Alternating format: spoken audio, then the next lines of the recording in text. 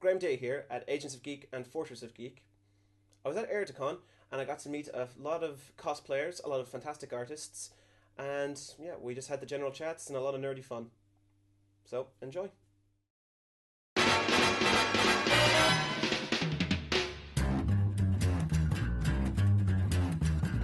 think it's time to blow this scene. Get everybody in the stuff together. Okay, 3, 2, 1, let's jam.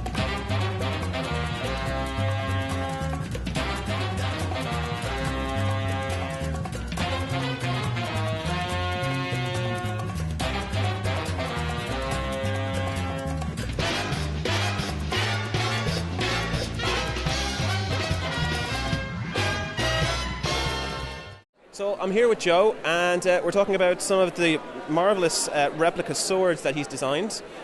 Joe, what goes into designing these kind of weapons? Well, they're all from video games, anime, television shows. Like the swords I have here are actually Madame Vastra's from Doctor Who. I have mostly Keyblades with me and a couple other game swords. Like I've sold quite a bit today as well. It's pretty good, but like design-wise, it's just a matter of researching the actual piece from the show, scale it up to say the character's height or my own height, because there's normally say an inch or two of difference, so you average it out and that's how you go from it. And if you don't mind me asking, what's the materials put into these? I use mostly wood for cost, and it's lightweight and durable enough, but it also has the safety feature of, like, you know, if someone tries to whack it off something, it'll break, and, you know, safety first, really. So. And how long does it take to say for example, you've got Sora's Keyblade here, his very first Keyblade. How long did that take? I'd say start to finish, it's about 5 to 6 hours. That's between making, setting, painting, wrapping, etc., etc. It all depends time-wise, and weather as well, because weather affects drying of materials. So it can vary between 5 to 6 hours mostly. And you are the lovely Zelda. Yes. So how long did that take you, or did you get a commission as well? No, I made everything myself. It's been on and off for the past like 2 months. So yeah, it took me a long while to make. Well done. Looks fantastic. Thank you. And you are the Twilight Princess herself, aren't you? Yeah, midnight. So how was that way? Well, I was doing bits and pieces, but I did the bulk in the last 4 days, so that's why it was a bit of a rush. And were the contacts a bit of a bitch to put into? No, I wear contacts normally, so I don't. Well done, everyone. You look fantastic. Thank you. Thank you. So I'm here with Louise, and some of her beautiful art is on sale here at Eirtakon. I'll just get it up here. Yeah. Very nice. So Louise, have you been sketching along? I've been drawing for pretty much ever since I was little. Entered loads of art competitions when I was young. I'm in college studying animation right now, so it's definitely something I want to go on and do. And there's nothing more fun than drawing big-eyed cartoon characters in loads of bright colours. So if I can make money off it, well-dressed, silly, you know, why not? So who would you say is your inspiration? Who would you say is the maybe anime artist that you would emulate? Ooh, that's a tough one. I've got like a huge range of influences. The anime artist I'm kind of obsessed with at the moment is Katsuhiro Otomo, who did Akira, Memories. He's got a new anthology of films called Short Piece coming out, and I'm just like obsessed with how he draws everything and how it's animated, and like it just looks incredible. And yeah, I love a manga I'm really into right now is called Oyasumi Punpon. It's by a guy called Inio Asano, and it's really good, and it's really completely depressing, and you just want to crawl into a hole and die after reading it, but it's really good. And I'm also, like, I love like Western animation as well, so I love really big, cartoony, expressive kind of things, and I like mixing that up with the kind of like cheesy Kuriyama, like Dr. Slump and Dragon Ball and Doraemon and that kind of thing. So I'm all over the place with inspiration, basically.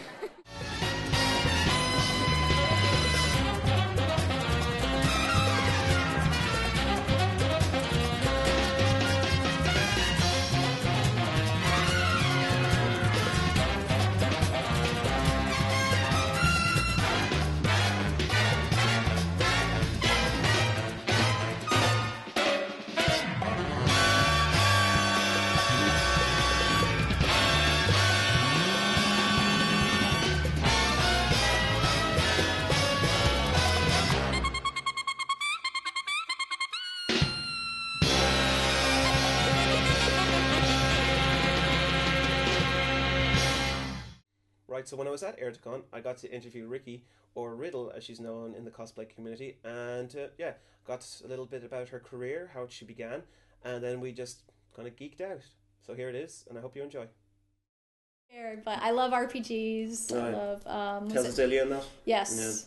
Yeah. And the new Zelda came out. It's waiting for me back back home. for Between Two Worlds. Yeah. You get a nice little 3DS? No, I have the original 3DS, but it was the first limited edition Zelda one. Oh, very nice. But when I saw the XL, the new Zelda XL, and it's like this. Yeah, I totally got size envy. I was like, it's so big. Like it's weird now how they're shifting sizes now with all. Yeah. So I suppose we should start a little bit. Oh yeah, sorry, we're geeking out. No, it's grand. It's grand. You can just film us talking about video games. This is cool. I've recorded loads of that. So, do you remember, Ricky, what was your very first cosplay? Do you remember what got you into cosplay? Basically, I was, I'd kind of seen, I'm going to date myself here, I'd seen Vampire Hunter D on TV, and I was like, what is this different looking animation that's so much cooler? And it was really dark, and it was like, I'm like, oh, this is like obviously more mature. And so I started like searching for other series, and I came across, my friend had gotten a copy of Devil Hunter Yoko. What is that? I don't know. Devil Hunter Yoko. I've It's never a heard that really one. old anime, and I watched it, and I came from a very small town in Canada, and we didn't have any fabric stores. There were no wig stores. Our town didn't even have the internet, so you couldn't order anything online. Yeah, so I can imagine this was like a gold mine. Yeah, so I was like, okay, well, what do I have access to? And my friend's like, well, I'm going to dress as Lobo for Halloween. What would you like to wear? And I'm like, I didn't want to be like a cat again, and those typical costumes. So I was like, I really want to be Yoko from Devil Hunter Yoko. I really like the character. She's, she has these, she's like outgoing and confident. And I was like, these are kind of like, because I was really shy. I was like, these are like qualities I would like to have. So I want to be like her. So I put on the outfit, and his mom helped me make it because my mom doesn't sew. Okay. So then we go for Halloween. Everyone thinks I'm Chun-Li. They have no idea because they've never heard of anime before, but I just had so much fun. And then I did Lena Inverse from Slayers. And I'm really bad here. I don't know what that is either. and then I did, and then I moved to a bigger city. I joined an anime club, and I found out that other people did costumes. Like when I started, I didn't know it was a thing. I didn't know other people do it. I didn't know there was conventions. Yeah. And then, I went to Anime Expo, and then I saw other people do it, and I'm like, oh my gosh, and it's like so addicting. It's like the whole creation process, and then just like having your picture taken. And the great thing, like when I started, what it was you were dressing up as like your favorite characters. So people would come up to me and they'd have something to talk to me about. They'd be like, oh my gosh, you love Halo. I love Halo too. Let's talk about it. Icebreaker. Yeah, and considering like how introverts sometimes people in this community can be, when you talk to somebody who's passionate about something, no matter how shy they are, they will open up. Yeah. You talk to a little girl and she'll be really shy, and you ask her about Disney princesses. She will completely open up to you. So I think cosplay is a great way to like open communication. Like it's like you wearing your shirt. Or you must be a Doctor Who fan. Yeah. So I know 50th. I can get, I know. I just saw it on the news. I was like, so that's something. Hey, who's your favorite Doctor? What's your favorite episode? Exactly. So who's your favorite Doctor? Oh God, it's a mix between 10 and 11. Oh. And favorite episode would have to be the End of Time, where the 10th regenerates, because I love Wilf. The old man. Yeah, I love him. I think he's the best companion he's had. He's technically not even a companion. Yeah. And I thought it was a great way to end it. Timothy Dalton again was a bad guy. He seems to be his thing. He does, even though he's a Bond hero. Yeah. Like, I mean, we always show Blink to people. Oh really? Yeah, it's a great episode. That's what really wraps it. It's totally, you don't need to know anything about the Doctor. It's not even in it, really. Yeah. So, but I have to say Tennant's my favorite. Yeah. Oh yeah. And are you excited for tonight? Yes. You've got a special screening. I don't even know if I'm going to be able to see it. Like. It's being hosted here. At the convention? Yeah, they've got a special screening going on for people who either can't make it to because they're showing it all over Ireland in various cinema screens. Oh my gosh. Yeah, okay, and well, they're showing a special screening here. You should ask someone. I'll be like, hook me up, please. Yeah, exactly. And what are you looking forward to as your next big cosplay? Like, what's someone you haven't dressed up as that you're kind of interested in? Well, my dream costume, again, it's an older anime. It's from Bubblegum Crisis. What is it? What is that? It is basically, it is, how do I describe it? Imagine like a female Iron Man. Okay. Is the best way to describe it. It's an older anime. It was like a team of 4 girls, and it's just this really beautifully designed armor, and I've wanted to do it since I started cosplaying, but I just didn't have the skills at the time. And now I feel like I'm at a level where, where it's a lot of sculpting, it's a lot of translation, it's a lot of engineering how it's going to be on my body. But I want to do next year like more video games, because I'm a big video game fan, but I don't actually cosplay from video games very often. And who's your big hero in video games? Because it sounds like Halo, so it sounds like Master Chief. It's Link. Is it? Legend of Zelda, all the way. That's my thing. I'm big Final Fantasy. Cloud. Yeah. Yeah, I can't wait for the That's why updated version eventually. Tifa is going to be my next Oh, kind really? of. I was like, I have to do like a Final Fantasy girl. I just love them all so much. You can't do Aerith because she just keeps dying. Yeah. Unless you look at I Wreck-It didn't Ralph. like Aerith too much. Did you not? No, because I like invest all this time in her and then she dies. Yeah, you didn't even get to see like her final limit break. No. I was That's like, terrible. this is kind of a waste. I'm like, had I known, I would have. Yeah, exactly. You wouldn't have had her in your party all through the game. Yes, exactly. I was like, who's going to heal me now? No one.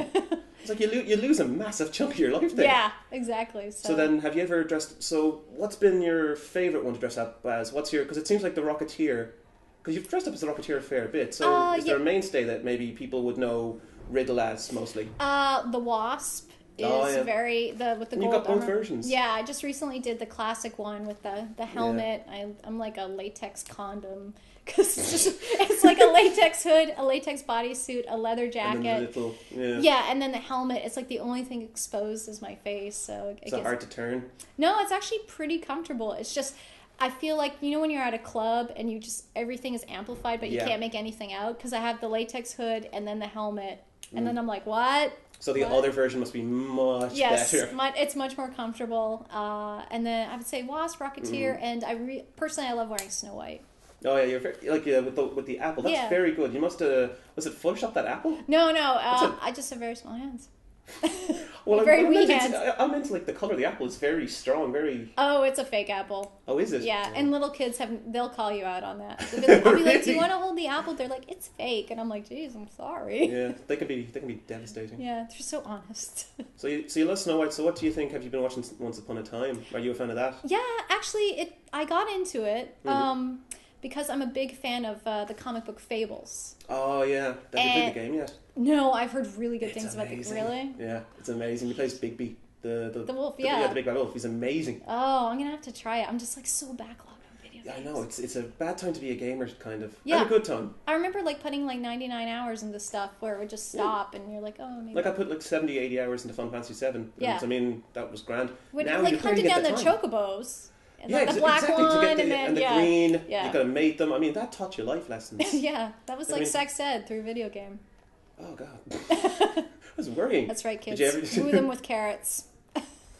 They were nuts, really. Do you remember? Yeah. They were nuts. The Zeo nut was the ultimate nut and all that.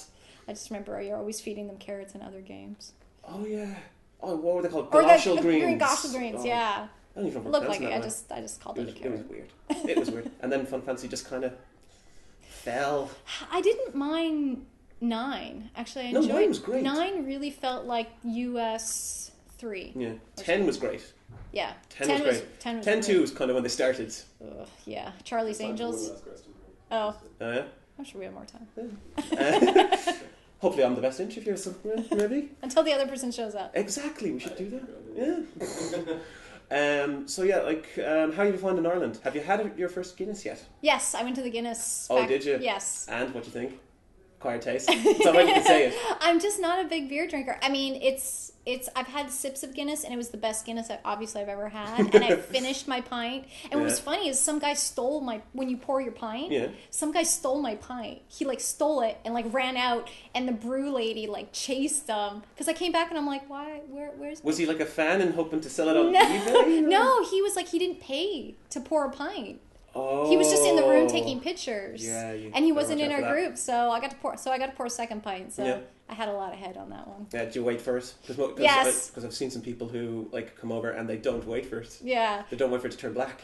They said you tilt it, and then some people are saying you don't tilt it. You tilt it, and then underneath the harp you start straightening it, and then you get to the top of the harp and you wait. That's perfect technique there, because if you do it straight from the get-go, you're just going to get a lot of head. And that's not always the bad thing, I guess, for guys. But I don't like it.